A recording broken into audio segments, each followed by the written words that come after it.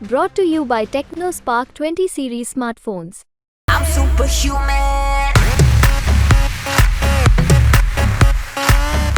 संयोग से भांजा है और उसको टिकट दी है तो वो कोई इतना बड़ा विषय नहीं है, वरना आप यही चलाओगे 30 और 3 जमा 33 करते हैं। अगर वो फ्लोर पर आएंगे, अगर उसमें से 23 को भी संभाल के रख सकें तो बड़ी बात होगी। हमारे पास भी बहुत से संबंध हमारे अंदर रहते हैं, चाहे वो जजपा के लोगों से हैं, चाहे हमारे कांग्रेस के लोगों से हैं, क्योंकि अभी तो अविश्वास प्रस्ताव लाने की कोई संभावना लगती नहीं है कि वो केवल 30 जमा 3 का गणित न सोचें, दूसरे गणित भी जो बन रहे हैं उनका विचार करें तो ध्यान में आएगा। उनकी हिम्मत ही नहीं है कि इस बात को आगे बढ़ा सके। विशेष बात है कि सभी अपनी अपनी जगह चुनाव भी लड़ रहे हैं और एक दूसरे के लिए वोट भी मांग रहे हैं।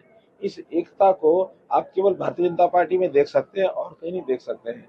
इसलिए यही हमारी ताकत है, यही हमारी स्ट्रेंथ है कि हम सब 10 के 10 लोकसभा के और एक हमारे जो मुख्यमंत्री विधानसभा करनाल से चुनाव लड़ रहे हैं, तो 11 के 11 कमल खिला करके हम 4 जून को मोदी जी की झोली में डालने वाले हैं। क्या मुद्दे लेकर चल रही है बीजेपी?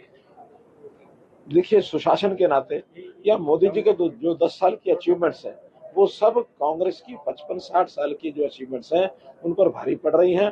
बल्कि 55-60 साल में जो कांग्रेस ने जिस प्रकार की समस्याओं को उलझाया है, उन समस्याओं को सुलझाने का काम भी भारतीय जनता पार्टी कर रही है। उदाहरण के रूप में नेहरू जी ने स्वयं इस जम्मू कश्मीर की समस्या को उलझाया। 370 जो लागू की गई, केवल उनके ही कहने पर लागू की गई। इसको हटाने के लिए हम वर्षों से संघर्ष कर रहे थे, लेकिन मोदी जी, अमित शाह जी की जोड़ी ने 370 को समाप्त करके जम्मू कश्मीर को इस देश का एक अभिन्न अंग बनाया। एक बहुत बड़ी अचीवमेंट है, कहने को बड़ी सामान्य लगती होगी, लेकिन देश के नाते बहुत बड़ी है। अब मोदी जी की सरकार में जो एक नक्सलाइट का गलियारा बना हुआ था, यानी अगर आप देखें तो बिहार, छत्तीसगढ़, मध्य प्रदेश, ये सब क्षेत्रों के अंदर बीच बीच में गलियारा, आने दो भाई जरा थोड़ा आगे था। उस गलियारे के कारण से कभी ऐसा लगता था कि कहीं ऐसा ना हो कि देश 2 हिस्सों में ना बट जाए, लेकिन उन्होंने नक्सलाइट्स के साथ अपनी टीम के माध्यम से, अपने जो सिस्टम है उसके माध्यम से बातचीत की। आज मैं कह सकता हूँ कि सभी जो नक्सलाइट्स हैं उन्होंने सरेंडर करना शुरू कर दिया, और सरेंडर करने के साथ आज देश, उसकी एकता मजबूत हुई है। नॉर्थ ईस्ट के प्रांत, जिसको मैं कह सकता हूँ, जिसमें नागालैंड है, मणिपुर है, मेघालय है, मिजोरम है, आसाम है, वहाँ के लोग तो अपने आप को इंडियन कहने में भी संकोच करते थे। आज सब लोग देशभक्ति का पाठ पढ़ करके और आज वो भारत की मुख्य धारा में आ गए हैं। वहाँ बहुत पूरा विकास भी हो रहा है। मोदी जी, अमित शाह जी बार बार वहाँ जा रहे हैं, और तो और आधे से ज्यादा प्रांतों में भारतीय जनता पार्टी की या तो सरकार बनी है या फिर वह आज भी मजबूत पक्ष में हम बैठे हैं।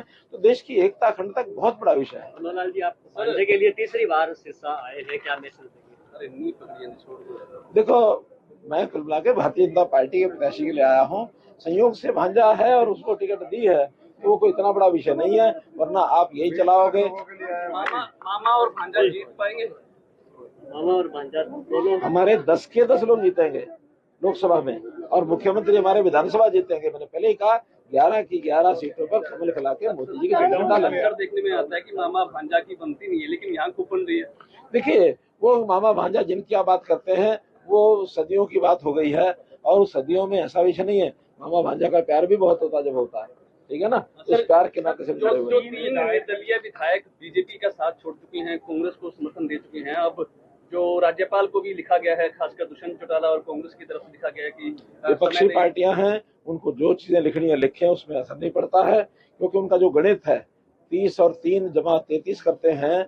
अगर वो फ्लोर पर आएंगे, अगर उसमें से 23 को भी संभाल के रख सकें तो बड़ी बात होगी।